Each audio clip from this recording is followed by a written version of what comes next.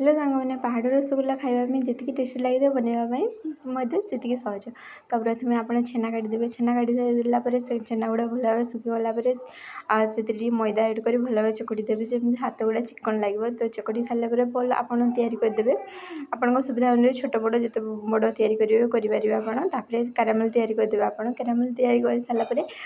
दिगिना आप पानी एड करदे आप गोटे कप चीनी एड करेंगे से चीनी एड कला सारापर ढाकुणी देदेवे ढाकुणी दे सारापर फुटीगला आप गोटे गोटे कर आपण सब रसगुल्ला आपड़ से देदेवे रसगुल्ला दे सारापर आप ढाकुणी देदेवे ढाकुणी दे सारापर रसगुल्ला गुड़ा माने डबल हो आप मझे आप इलायची गुंड आप एड करदे कारण आप आगु एड करदेला स्मेल चली जाए। तो प्रॉपर भाव सीरा सुखीगले आप रसगुल्ला रेडी होगा देखते बहुत टेस्टी बहुत ही सुंदर हो।